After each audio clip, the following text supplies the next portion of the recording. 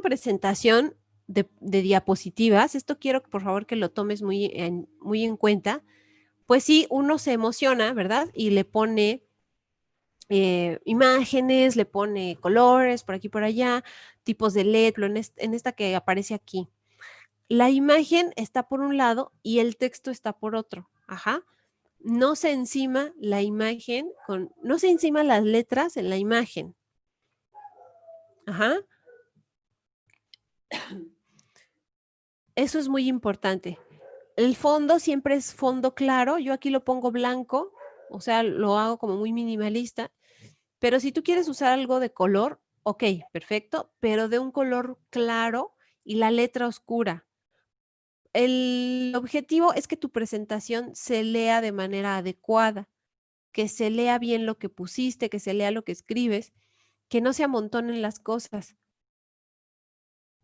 Porque te voy a contar que luego estoy revisando las presentaciones y se enciman las letras sobre la imagen y no leo bien lo que dice lo que pusiste, ¿sí? No lo leo, entonces tengo que estar moviendo las imágenes para ver lo que pusiste y se desformatea tu presentación y como que no, en realidad pues ya después ya pierde un poco el sentido que le hayas puesto tantas cosas porque yo las estoy moviendo para acá, para allá.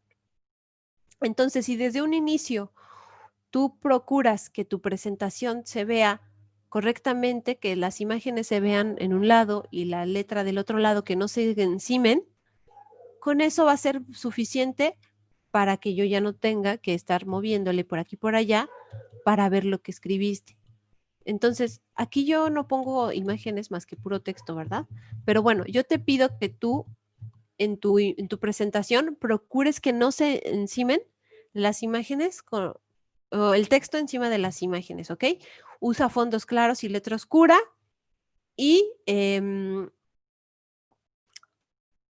escribe correctamente con mayúsculas y minúsculas y utiliza un tipo de letra que también se lea bien, que se lea de manera clara, que no sea con símbolos extraños o letras muy, muy rebuscadas, porque no se lee bien en la pantalla. Acuérdate que estamos leyendo los profesores, son 70 alumnos por grupo, entonces imagínate leer 140 tareas con letras de diferentes tipos y tamaños, uno ya termina un poco loco al final de la semana. Entonces hay que evitar ese cansancio visual de la persona que va a leer nuestra presentación y ponérsela fácil, fondo claro, letra oscura, imágenes por un lado, texto que no se encime en las imágenes y ser muy precisos en lo que se está presentando. ¿Ok? Entonces, déjame ver en qué estamos. Perfecto, voy a ver algunos comentarios. Dice Luis que le habíamos preguntado de qué generación era, bueno, de si ya había terminado en la generación 16 y dice que ya casi termina. Perfecto, Luis, va en el módulo 21. Terminamos en enero. Perfecto, Luis. Entonces, pues qué bueno que ya estás casi a punto de terminar.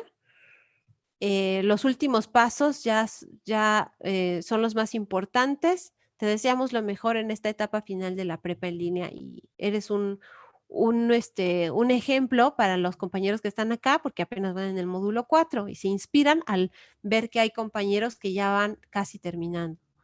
Lilia, buenos días. Pablo es el doctor, comenta. Elis, están muy interesantes, me encantaron los textos, lo interesante, la realización de las actividades. Sí. Alay, saludos, profesora, no soy de su grupo, pero quería aprovechar para preguntarle si no tiene sesiones del módulo 5. Hola, Alay, ¿sí fuiste de mi grupo o no? No creas que no me acuerdo, sí me acuerdo. Me acuerdo mucho de los nombres, siempre me acuerdo. Entonces, Alay, sí hay videos, búscale, por favor. Pon Drusila módulo 5 y te van a salir muchos videos. Buenos días, ya que se acabe el 2020. No, porque, bueno, sí, pero no.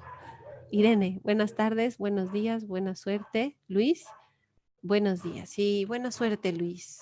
Y ojalá cuando ya vayas a terminar, nos vuelvas a escribir, cuando ya falte un día, y nos digas, ya terminé. O algo así, nos recuerdes. Bueno, entonces vamos a la presentación. Si tienen dudas sobre cómo hacer la presentación, me van poniendo aquí en el chat o por el micrófono, ¿ok? Entonces les decía, en la actividad 3 tienen que hacer una presentación Y en este ejemplo les indico en cada diapositiva que tienen que poner. Son las mismas instrucciones de la plataforma, solo que están aquí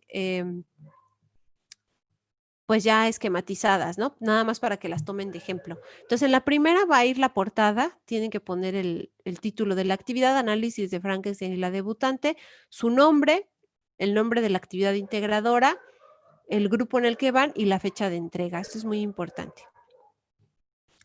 En la primera diapositiva se pide que hablen sobre, en las primeras diapositivas se pide que nos enfoquemos en la obra Frankenstein o el moderno Prometeo de Mary Shelley. Entonces, vamos a enfocarnos primero en esta obra de Frankenstein, el moderno Prometeo.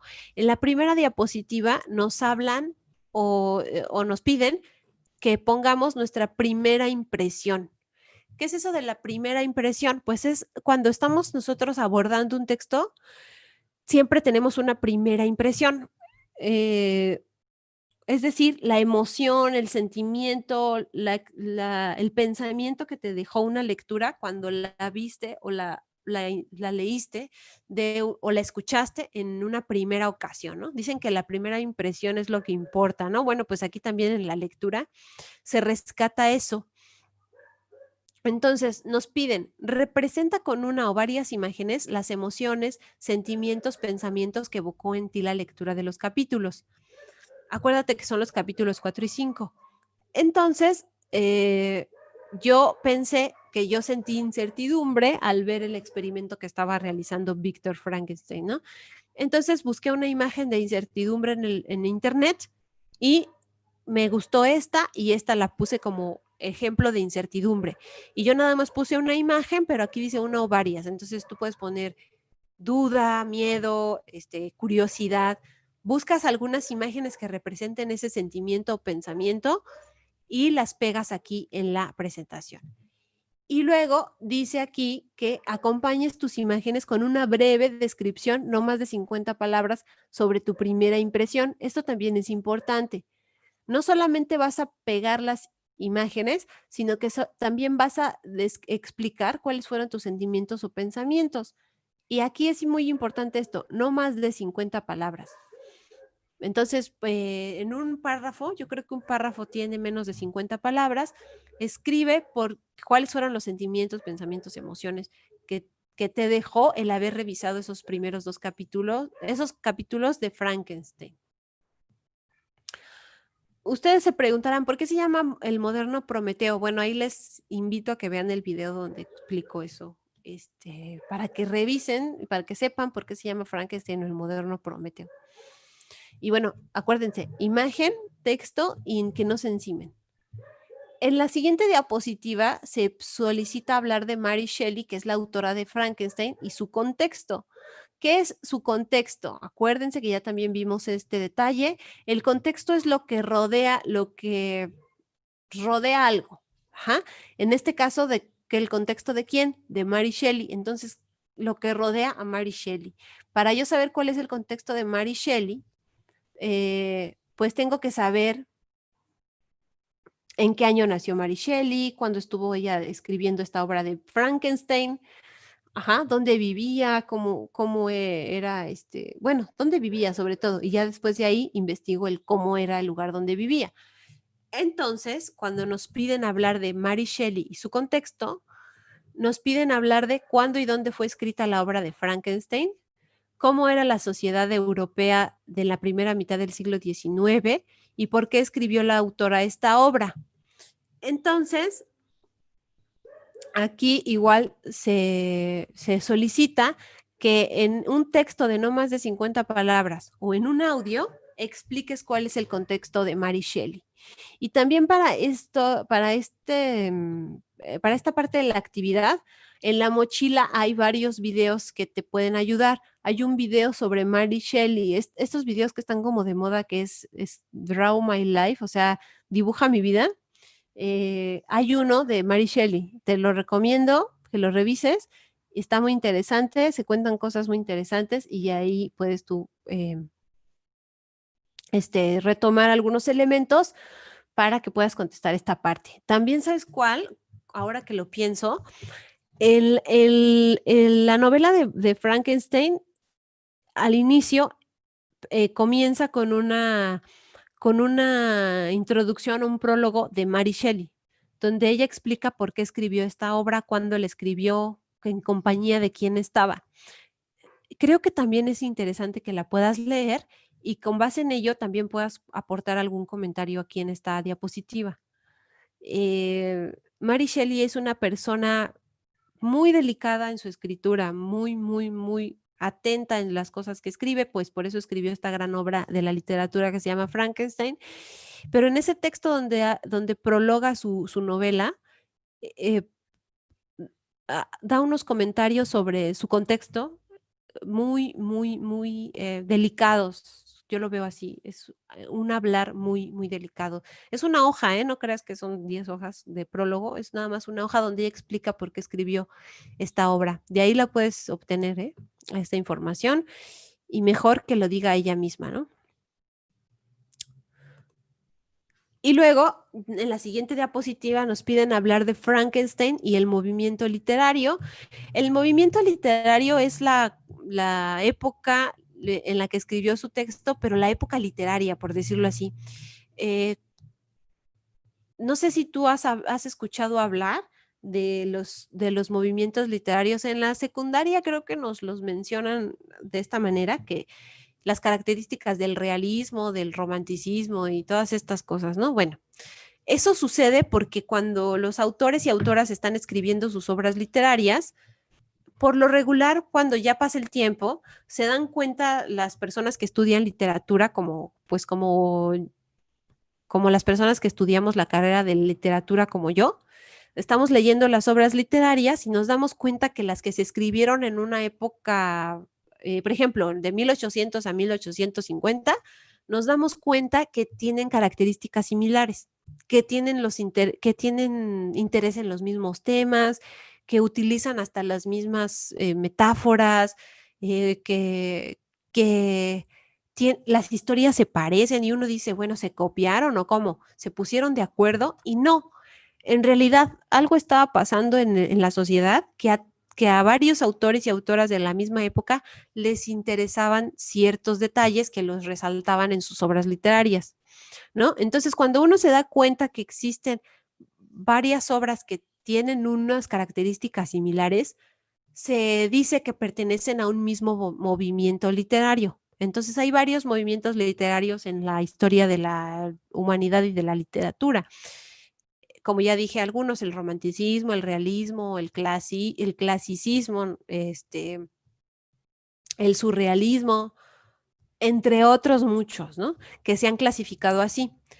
Entonces, investiga en qué movimiento literario se ha puesto o se ha insertado a Frankenstein. Esto no es que Mary Shelley haya dicho, ¿saben qué? Yo, esta obra Frankenstein, yo quiero que esté en el movimiento literario tal. No es así como sucede, sino que los autores escriben y después, pasando el tiempo, las personas que estudian la literatura los van acomodando en estas cajitas de movimientos literarios.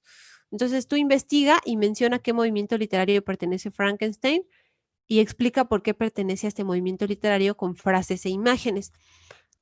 Y de igual manera en la mochila hay algo que te puede ayudar a esta parte o en el Google con que pongas Frankenstein movimiento literario te van a salir varios resultados, solamente que acuérdate de que no puedes copiar de las páginas que ya hemos mencionado antes. Brainly, Course Hero, no, nada donde te den la respuesta.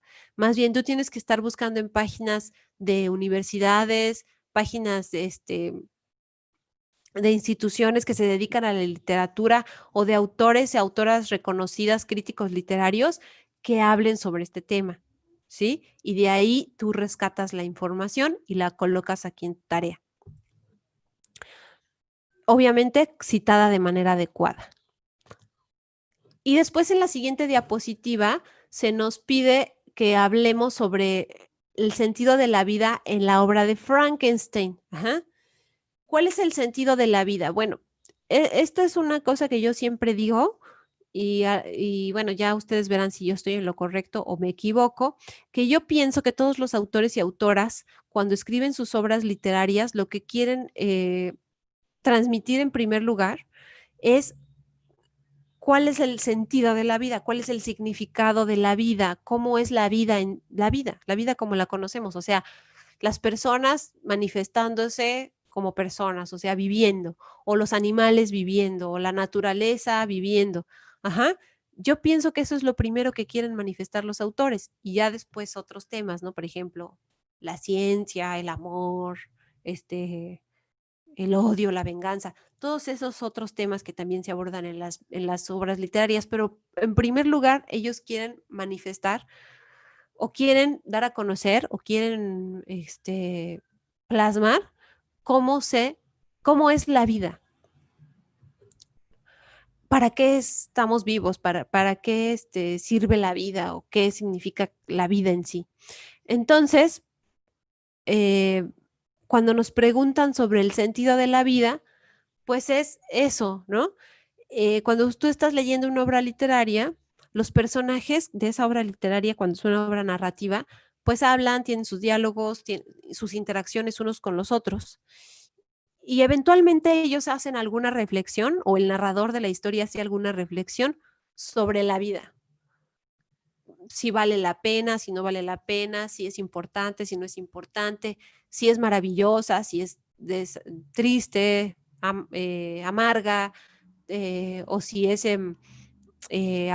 con abundancia o sin abundancia, yo qué sé, terrorífica, eh, llena de aventuras, ¿cómo es la vida? Entonces, identifica tú qué se dice sobre la vida en esta obra de Frankenstein. Yo lo pongo siempre como qué piensa Víctor Frankenstein sobre la vida y te voy a decir por qué. Porque por lo regular quien expresa el sentido de la vida en una obra literaria son los personajes y son los personajes principales. Entonces, en ese sentido, Víctor Frankenstein, al ser el personaje principal, es la persona que nos va a hablar un poco sobre esto para él, o qué es la vida en esa obra literaria. Entonces, te invito a que, a que más o menos cheques esto, cómo Víctor Frankenstein se expresa de la vida, lo rescates, lo recuperes y lo expliques aquí con 20 palabras y algunas imágenes. Voy a hacer una pausa para ver sus comentarios. A ver, voy a ver primero los de aquí del Zoom. Si alguien del Zoom quiere comentar algo en voz alta, adelante, mientras reviso los comentarios del chat de YouTube.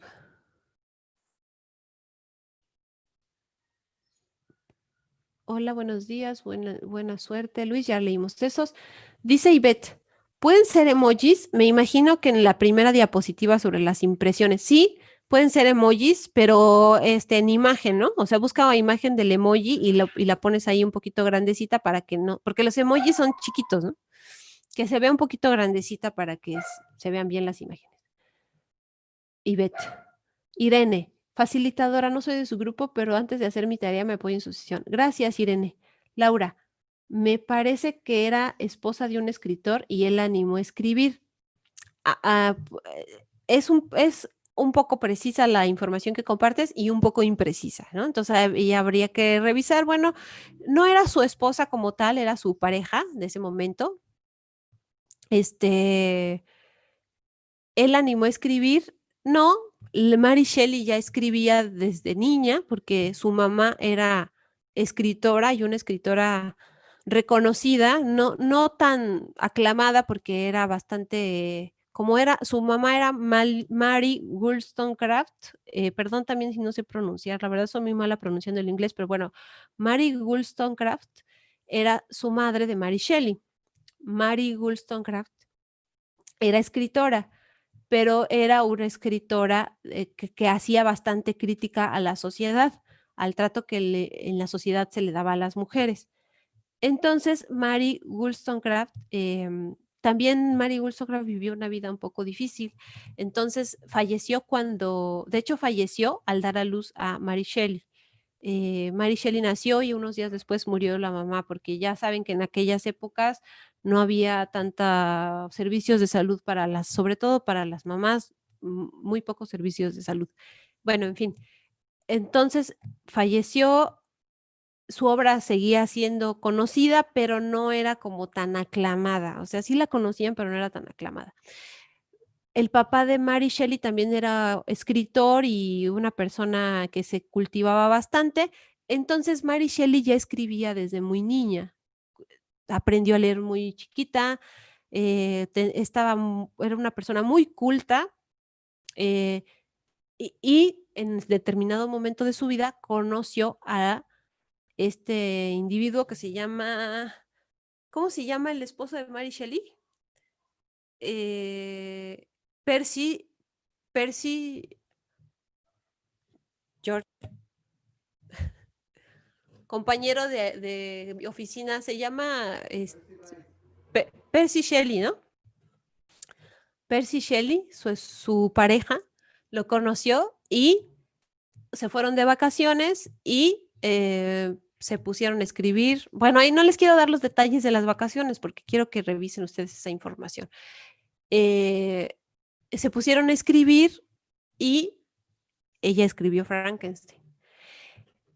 Pero no es que la animara, sino que ella ya escribía. Lilia. Ah, por cierto, también hay un video sobre sobre Mary Shelley, mamá e hija, que por ahí también tengo, por si lo quieren revisar. Lilia Salinas. Buen día, Cristina, Irene. Yo tampoco soy del grupo. Perfecto, Lilia. Gracias por tu presencia. Chuy, ¿cómo se cita o se da referencia al prólogo o la introducción del libro en el caso de usar esa información? Ahorita que vaya a la parte de las citas, te digo, Chuy. Ivette. Entonces, ¿la presentación no le ponemos animación? No, yo diría que no, Ivette. No necesita animación la presentación, solamente las imágenes y los textos que se solicitan. No soy de su grupo, pero como siempre ando aquí viéndola. Gracias, Rose. Gabriel. Hola, profesora, no me asignaron en su clase, tal vez en el 5, pero usted me ayuda bastante. Gracias, Gabriel. Ivette. Según el video que nos recomienda, escribió la obra, pero no aparece como la autora, lo pone a nombre de su pareja. La primera vez sí, porque ahí ya me compartes, Ivette, su nombre de su pareja, Percy Bysshe Shelley o Shelley. Sí, gracias. Exacto, es que también acuérdense que, imagínense 1810, 20, 30, las mujeres no eran como muy reconocidas en casi nada, ¿no? Les digo que la mamá de Mary Shelley no gozaba de buena reputación. Entonces, era muy difícil que una mujer publicara un libro y se leyera. Para empezar, era muy difícil que publicara, ¿no? Pero bueno, Mary Shelley ya tenía como empuje de que conocía a otros escritores y escritoras y podía como darse pues permiso de escribir su obra. Pero imagínense si la hubiera publicado a su nombre, nadie la hubiera leído, a nadie le hubiera importado. Entonces, la primera vez se publicó a nombre de Percy Shelley y después ya cuando vieron que sí les había gustado, dijeron, bueno, por cierto, no era de Percy Shelley, era de Mary Shelley, y ya a partir de las segundas impresiones ya se sabe que ella es la escritora, la autora, y de hecho por eso pone ella el prólogo que ustedes ya les invito a leer. Gracias, Lidia, por tus comentarios. Esta obra de Frankenstein, en serio que uno puede estar hablando de ella toda la vida. Percy Shelley, gracias. Se me va luego el nombre, pero es Percy Shelley. Bueno, entonces, ya que se hizo esto con Frankenstein, lo mismo se va a hacer con la debutante. ¿A dónde me moví? Ahí. Lo mismito. La primera impresión, Leonora Carrington y su contexto, ahí el de ella cambia un poco, ¿no? Porque como les digo, a pesar de que las dos nacieron en Inglaterra, Leonora Carrington viajó más, vivió en México bastante tiempo. De hecho, ya creo que hasta su fallecimiento, ella estuvo aquí en México. Y bueno, pues vivió otras experiencias de vida, definitivamente. Entonces aquí ustedes las podrán investigar y compartir. También esta obra de la debutante pertenece a un movimiento literario diferente al de Mary Shelley, porque ya era otra época. cuál es el sentido de la vida para la protagonista, y de igual manera son diferentes perspectivas, porque Víctor Frankenstein y la obra de Frankenstein se desenvuelve en un contexto que es como de medicina, experimentación y cosas así, y la debutante es diferente porque es una adolescente en un contexto más del hogar y cosas, problemáticas de las mujeres jóvenes, ¿no? Más es lo que se expresa en esta obra. En esta otra diapositiva, mundos posibles o mundos ficticios. Los mundos ficticios son los universos, los mundos en los que están hechos en los que están ambientados las obras literarias. Es lo diferente del mundo real. El mundo real es donde estamos tú y yo ahorita viviendo, que a pesar de que también parece que estamos como en un apocalipsis zombie, donde estamos usando cubrebocas y caretas y cosas raras que ya usamos en esta capitalismo tardío, a pesar de que este es nuestro mundo real, que parece ficticio, eh, este es nuestro mundo real, 2020, con pandemia mundial, usando caretas y cubrebocas. Bueno, y haciendo zooms a cada rato. Bueno, perfecto. Pero en las obras literarias hay un mundo ficticio, es decir, no es el mundo real. Definitivamente nunca nadie ha podido, por más experimentos que se han hecho, unir las partes de cuerpos diferentes y darles vida con una chispa. Nadie lo ha logrado, solamente se logró en Frankenstein porque es un mundo ficticio. Ajá. Y en la debutante, tú te vas a dar cuenta cuando leas las escenas que pasan en ese cuento, no se pueden dar en un contexto real, no suceden, ¿sí? No te quiero decir por qué, pero no pasa lo que dicen ahí en la debutante. Eso es producto de la imaginación de las autoras, en este caso, y los universos o mundos que crearon ahí son mundos ficticios. Ficticios quiere decir de ficción, ficcionales, hechizos. ¿Sabes lo que es algo hechizo, no? Es algo de fayuca, algo falso. Exacto, son mundos falsos, mundos inventados, mundos creados, que no son mundos reales. Entonces, digo ficticio y hechizo porque es la misma palabra, solamente dicha de diferente forma. Entonces, esos son los mundos ficticios. Y nos habla aquí de que expliquemos cómo es el mundo donde ocurre Frankenstein y cómo es el mundo donde ocurre la debutante.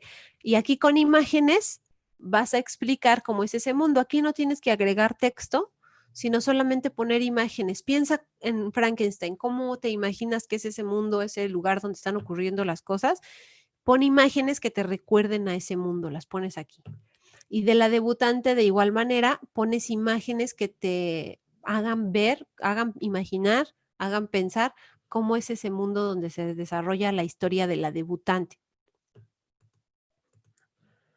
Un mundo que no existe más que dentro de la historia. Exacto, Rocío, ese es el mundo ficticio, es algo que solo existe en la historia, que se está contando, que se está narrando. Excelente, excelente comentario. También en la mochila hay una presentación y un video sobre los mundos ficticios. Y está interesante porque les doy recomendaciones de lecturas, entonces ese video también me agrada bastante. Antes tenía más tiempo de hacer videos así con detallitos. A ver si los retomo. Bueno, en fin. Y ya la última diapositiva es la de las referencias y ahora sí le voy a contestar su pregunta a Chuy, me parece que fue quien me la hizo, sobre cómo se citan los textos que voy a revisar. Entonces, tienes que citar el texto que vas a usar iniciando con el apellido del autor, el nombre del autor, el título del texto que leíste, entre comillas, la dirección web de donde lo obtuviste y el día que lo consultaste. Entonces, por ejemplo, si tú lees el prólogo de Mary Shelley, vas a poner aquí Shelley, Mary, entre comillas, prólogo de Frankenstein, dirección web, pones el enlace donde lo leíste y día de consulta, supongamos que lo lees hoy, 22 de septiembre de 2020. Y así, etcétera, de todos los las páginas que consultes. Algunos de ustedes me preguntan, ¿cómo puedo poner la referencia de un recurso del módulo 4? Ahí, como no hay autor, pues el autor es la prepa en línea, ¿verdad? Entonces ahí solamente ponen entre comillas el título del recurso, por ejemplo, el recurso textos literarios, y después ponen recurso de prepa en línea CEP módulo 4, y después ponen el link de donde ustedes lo leyeron y el día de consulta. Así se cita a los recursos de la prepa en línea CEP. Ahorita te contesto tu pregunta, Rocío. Déjame terminar esto de las referencias. Imágenes. Las imágenes pueden ser citadas solo con el número de la diapositiva en la que aparecen y el enlace. Ahí sí es un poco más libre, y yo aquí en las imágenes, por ejemplo, en la imagen de la diapositiva 1,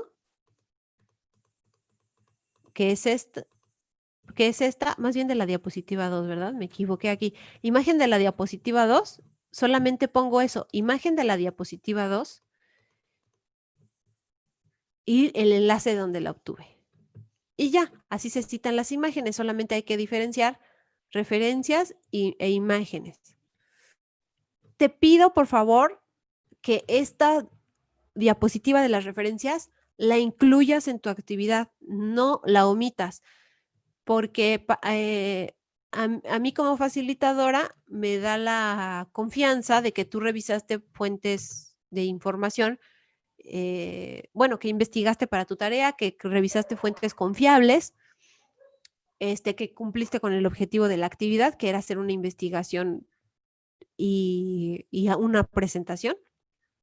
Y a ti como estudiante, pues te sirve para tener pues bien un documento que avale tu investigación, y después si tú quieres volver a consultar todas esas referencias, nada más abres tu presentación y le das, y revisas todo lo que hiciste, ¿no? Revisas tus referencias. Entonces, las referencias sirven para muchas cosas, aparte de para entregar la tarea, sirven para tener un documento que nos avale una investigación. Por eso te las pido. Bueno, yo no te las pido, te las pide la plataforma, pero yo también te las solicito para que no se te olviden en tu presentación. Ahora sí, Rocío, ahorita que mencionó que no se pusiera texto en la diapositiva de los mundos ficticios, en la plataforma aparece que hay que poner una reflexión de 20 a 50 palabras. ¿Se pondrá bajo las imágenes? Sí. Ajá. También de la diapositiva de los mundos ficticios dice que pongas reflexión. Ahí, por favor, me avisas. No me acuerdo de esa instrucción, pero si dice, la ponen. Pero ahí, por ejemplo, dice de 20 a 50 palabras. Por favor, aténganse a esa instrucción. 20 a 50 palabras. No se extiendan más, ¿eh? No pongan como un ensayo ahí, no. Aquí en las presentaciones, las buenas presentaciones tienen poco texto, imágenes representativas y están bien organizadas. Y se aprecia, se distingue muy bien de la imagen del texto. Entonces, en una presentación no tiene ningún sentido que ponga yo un texto de 100 palabras, pues entonces mejor escribo un ensayo, ¿no? Entonces, si viene la instrucción de que agreguen texto, está bien, pero entonces revisen, por favor, que sea de 20 a 50 palabras, no más. Ahora voy a ver los comentarios de YouTube. Gabriel, ya al parecer ya sabe muy bien cómo fue la escritura de Mary Shelley, y ahí pone el comentario. Parece que fue un reto escribir una novela en aquel paseo de Mary Shelley y demás invitados. Exacto.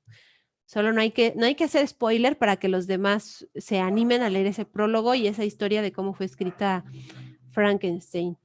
Rose estuvo casada con Leduc. Leonora Carrington, sí. Gabriel. Bueno, para empezar, yo creo que con quien estuvo casada esta Leonora Carrington, pues X, ¿no? No aportó ni disminuyó a su obra. Ella era también una artista precoz, o sea que desde chiquita ya le gustaba escribir, pintar y todas estas cosas. Y ella, como ahí sí cabría mencionar un poco que Leonora Carrington era una persona de la alta sociedad inglesa. No sé si ustedes sepan, pero en Inglaterra todavía existe los títulos nobiliarios y las personas que son de la nobleza y todas estas cosas. Eh, yo creo que sí sabe, ¿no? Porque hay una serie muy famosa que se trata sobre estos temas. Entonces Leonora Carrington pertenecía a esta alta sociedad de Inglaterra y de jovencita, de niña, pues ella tenía que cumplir con todos estos protocolos de la nobleza, de la gente que vivía en castillos y cosas así. Pero a ella no le agradaba tanto, no le gustaba. De hecho, por eso se fue de su lugar de nacimiento, como que ella quería ser independiente. Y viajó por Europa también para cultivar su arte, que en ese momento le interesaba más, que era la pintura. Y conoció a muchos artistas, hombres y mujeres, alrededor de Europa y pues evidentemente como muchas personas que vamos creciendo, vamos teniendo novias y novios, ella también tuvo parejas ahí, pero pues eso no demerita o aumenta la calidad de su obra, sino que pues nada más es una cosa anecdótica, ¿no? Eh, exacto, Gabriel comenta que conoció a Picasso y pues sí, pues ella también era pintora. Te digo que ella, Leonora Carrington, repito, en realidad es más conocida por ser pintora. Y en segundo lugar, ya ella practicó la escritura. Entonces, a nosotros se nos hace como curioso porque nosotros la estamos viendo desde el punto de vista de la escritura, pero ella más bien es conocida como artista plástica. Exacto, dice Pablo, las excelentes presentaciones son las que hablan por sí mismas sin saturar el texto. Exacto, muchos de ustedes, la gran mayoría, hace unas presentaciones muy bonitas y solamente la recomendación es que no se saturen de texto